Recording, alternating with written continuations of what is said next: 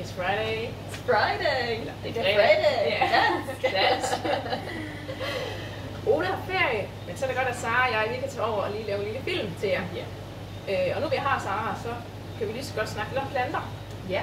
Der er flere, der har spurgt ind til det her med, at de gerne vil lave det her tæppe i deres akvarie, altså den her bunddække af planter. Ja. Så det bliver lige dagens fokus, som Sara vil nørde lidt med. Ja. Men vi går lige om, hvordan noget lys. Skal vi starte her? Ja. Ja, i vores lille køleskab. Sådan. Og i dag er kameraet ikke skævt. Ja. Så ja, her vi har en køleskab. Vi har masser af planter her. Ja. Og det er primært her, vi har de her bunddækkeplanter, eller planter, vi kan lave det her tæppe af. Vi har alt. Vi har masser af tæppeplanter. Du kan se her. Yes, det kommer vi tilbage til. Ja. Fordi det vi har snakket om i går, det er mange tror, at det er bare sådan nogle små bitte planter, der ikke bliver ret store. Men det gør de jo faktisk. Mange af dem, de bliver jo faktisk rigtig høje. Ja. Og nogle af dem er faktisk også høje nede i bøtten, når først man pakker dem ud. Den der planten, den er meget høj. Ja. Rockefeller metrogressans, den er cirka 50 cm høj. Hold op. Jeg mener, man klipper dem. Ja, precis. Og du har cirka 1-200 planter. Altså 1 til 200? Ja. Ja. I en på det. Ja. Så man får meget for pengene faktisk. Ja. Og det skal jo nok gro og blive stort og flot meget af det. Ja. Jeg skal se, om jeg kan finde den. Jo, den har jeg engang pakket ud. Der tror de var en 15-20 cm, da først jeg fik den pakket ud. Og der var mange planter i os. Mange stængler. Ja. Så det kan man få meget ud af. Især hvis man er tålmodig og gider at gøde det lidt. Yes, men tilbage til dem her. Ja. Vi går lige om, hvor der er noget lys. Yes.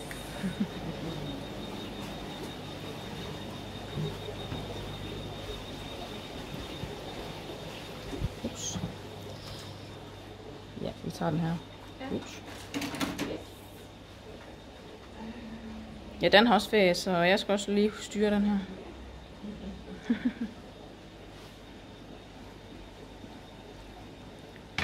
Ja, og noget bundlag.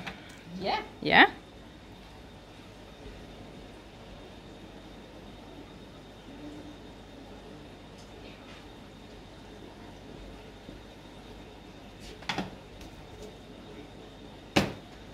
Yes. Yes. Og så Lidt redskaber skal der også til. yes. Ja, fordi nu har du fundet noget bundlag her. Yes. I'm going to switch over to English now. Ja. So we've got a tray of the carpet plants, and this is just what we had in the fridge. Et godt udvalg af bunddækkeplanter.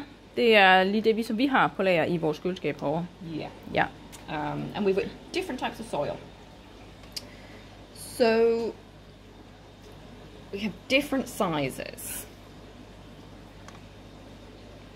And the rule is small plants need small soil. Små planter, småt soil. Yeah. Ja. And we have Blau and Tropica. Ja. And the difference is Tropica soil is softer when you crumble it. And the Blau is hard. Blødt og hårdt. Yes. Blaus er hårdere. Ja. So, Du kan næsten ikke... nej.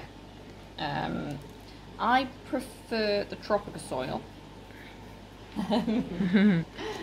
Ja, du er fan af Tropicas. Yeah. Both soil is very similar. Blau soil, I think, is cooked in the oven for longer when they make it. And I think it has more clay. Because when it's wet and has been in the tank for a few weeks or months, Tropica keeps its shape and the Blau turns into soft mud. Ja, selvom at Blaus er hårdere, så holder Tropicas formen bedre i længere tid. Yeah. Ja. Yeah. We also have sand. Sand. Yeah. Sand. Kan man også lave bunddække i det? Yes and no. It depends on the soil. Easy plants you can grow in sand and gravel. Så de nemme kan godt gå i sand og grus. Yeah. Ja. Medium advanced plants, some you can grow in sand and gravel, but they don't grow as well, and you need to do more to look after them. Ja, så det kræver mere, hvis man tager de medium og svære planter i sand. Yeah. Ja. So if we go over to the plants, the front three, Macranthum tweedy Monte Carlo. Den kender vi. Yeah. Hemianthus calitricodes, Cuba. Den er der også Also mange, der kender. known as baby tears in America. Mm. And Eugene, Utricularia gramophoria. Easier, bit harder, very difficult. These are all advanced plants. They need CO2, they need high light.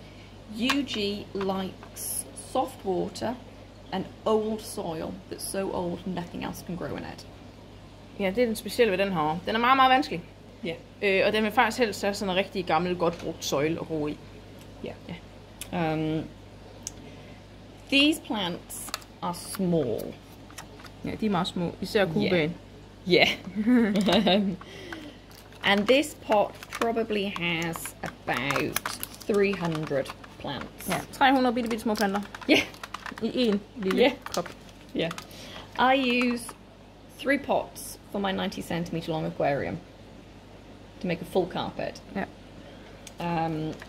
And with carpeting plants, I always find the way to plant them, you need small powder soil. Det fine. Yeah. Søjle. You put water in, so it's Næsten dækket af vand. 2 grains above the waterline. And then you spray it with water. Og så sprayer man det for at fugte det bagefter. Yeah. Altså toppen af det. Yeah. And I prep my plants on a big dish and I just separate them all out. First of all, you have to wash them to get rid of the gel. The gel has a hormone that makes them grow slower. So you Skal altså lige vaske blandt Yeah. Then I put them in a plastic bowl, move it around in my fingers. Ja, du skyller det i en skål med vand. Yeah. Ja. Then I start to separate the plants, and I just give them a little pull, and they all start to come apart. And you want to have a maximum of 3 strands as one clump. Ja, maks 3 små stykker, Yeah. inden man planter det. Ja. Yeah. And then you take your soil, slightly damp, you take your tweezers, and do we have anything here?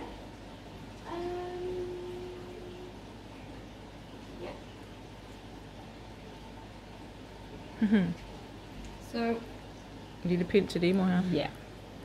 So take your plants, you put the bottom together. Samler lige planterne ved rødderne, selvfølgelig. It's very Så de long. følges ad.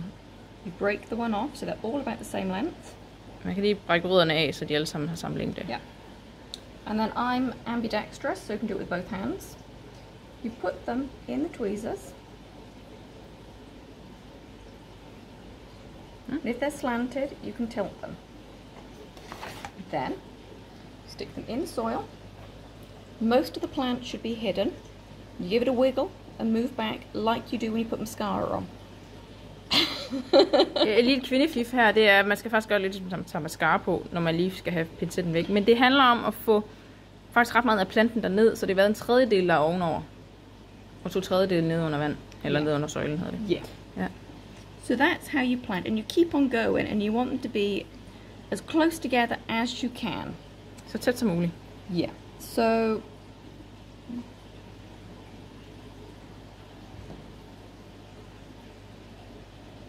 one,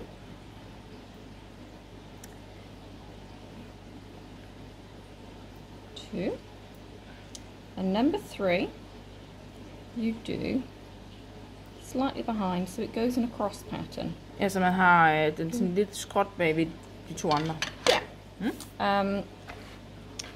And that's your plan. You keep on going, and you spray the tank as needed. You spray your plate as needed, and you cover with plastic wrap if you need a break. Ja. Hele tiden holder det fugtigt, og hvis der er, at du lige skal have en pause for alle det her småtter og pilleri, så dæk det til med noget plastikfolie. Yeah. Så du holder på fugten dernede. Yeah. And if it's on a plate, it will be okay for 3 to 4 days. 3 til 4 dage. Yeah. Så længe man holder det fugtigt. Yeah. Ja. So back to the plants. Tilbage til planterne, ja. We have our 3 more difficult ones that most people know about. And then we go into easier plants. Ja, så er det lidt nemmere planter her. Yeah. Elacaris atricularis mini it's at the harder end, but it will grow in sand. Ja, den er lidt sværere, man kan faktisk godt bruge sand. Yeah, you do need CO2. Men man skal bruge CO2. Ja. Yeah. Det er jo den, der mange, der ynder at bruge, fordi den er nem, eller det er nem og nem, men den er jo god til at lave det her græsplæne look med. Yeah. Og man skal jo klippe den ligesom en græsplæne. Yeah. Ja. So easier plants. Sagittaria sublata. It's a grassy plant, and this one is not mini. It will grow quite long, Det er en lang. but you just cut it. Ja. Cut it. Klippe. Så bliver den ikke høj. Yeah. And all of these plants, when you first plant them, you want to keep them fairly short. The more advanced ones, when they get over a centimeter long, you cut them. Ja, en centimeter på dem her, og så klipper man dem. Yeah. And they get wider. They send out side shoots. Ja, for så er det, de spreder sig. Det er lidt ligesom vores græsplæne. Den skal også klippe, så bliver den også tættere og pænere. Exactly. Ja? Yeah. It's similar with these. Leophilia brasilis is a shorter version of the big sublata. It's also easy. It's a grassy plant. Very similar. Ja, der har du en nem græsplante, der heller ikke bliver så høj. Yeah. Ja. Littoralia uniflora is different. It has fat, meaty, spiky leaves. Ja, den har nogle kraftige blade. Yeah, it reminds me of chives, the herb you eat. Is that dansk? Chives. Ja, det kan jeg godt nok ikke lide. Yeah, chives på dansk. Vi tager lige en Google. Yeah, Google. Chives, dansk. Så ja, umiddelbart Purløg. ikke. Hvad siger vi? Purløg. Purløg. Du mener purløg. Yeah. Ja, selvfølgelig. These are easy, fairly fast growing. Rimelig hurtigt voksen også. Yeah.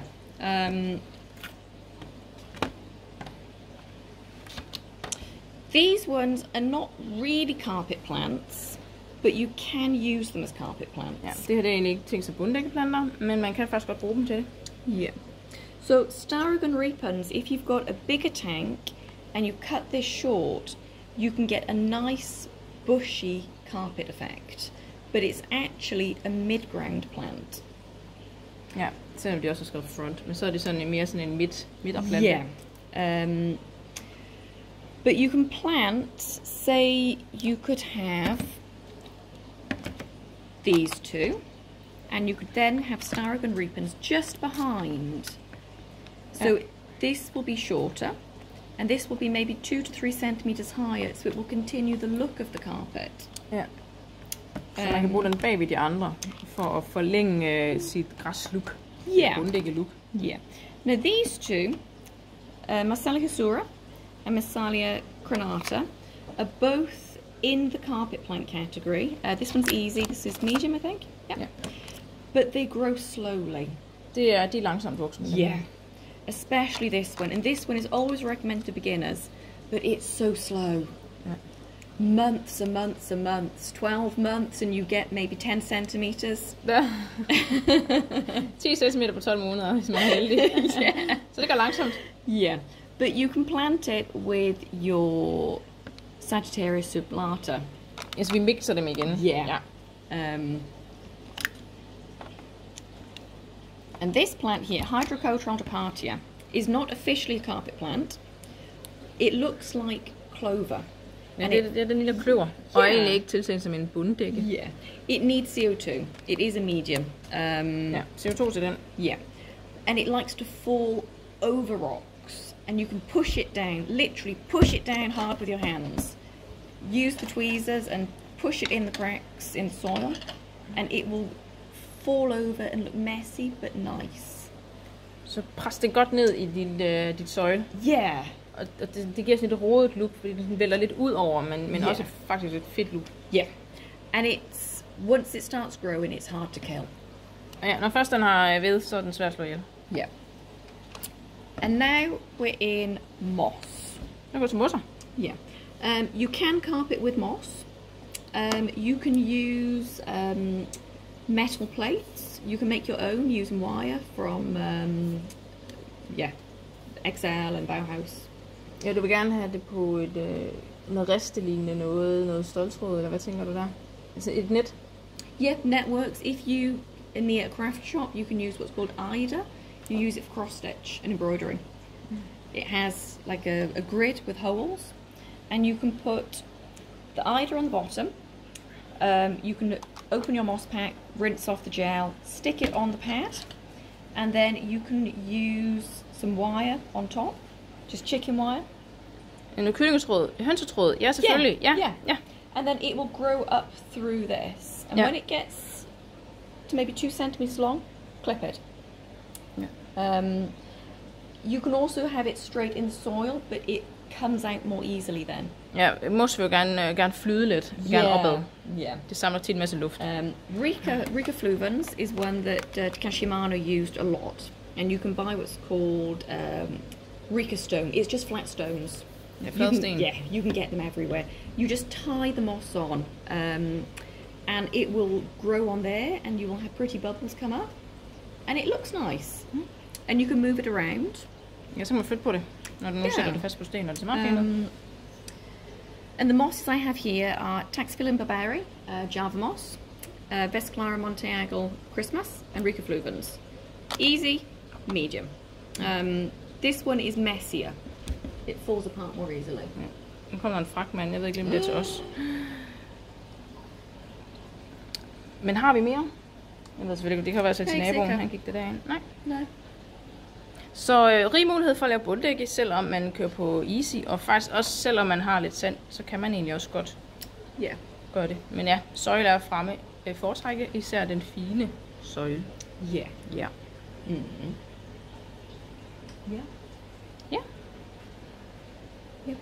If you use big clumps of plants and you cut into clumps, when you add water, they will probably float up overnight.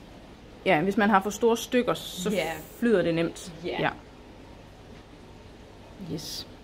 Jamen, og fragtmanden, han vil ikke ind til os? Nej. Jeg synes til næsten butik. Ja. Ja. Det var det. Skal jeg lige sætte den her fremme, så vi kan sige pænt farvel? Sætter vi den lige her. Smart, hvordan har man fod på? Er det på mig? Ja, man kan komme lidt tættere på. Fordi så kan vi ikke køre det. Yes. Tada! Så vi er jo møde i dag. Og der er stadig kaffekande. Så, og så holder jeg ferie næste 2 uger. Så er man så Dan tilbage sammen med Ole. Okay. Ja. Og Sara er vist også stadigvæk. Yes. Så vil jeg have god ferie, når jeg har fri i dag. Men I er velkommen forbi. Så vi ses. Yes, vi ses. God weekend.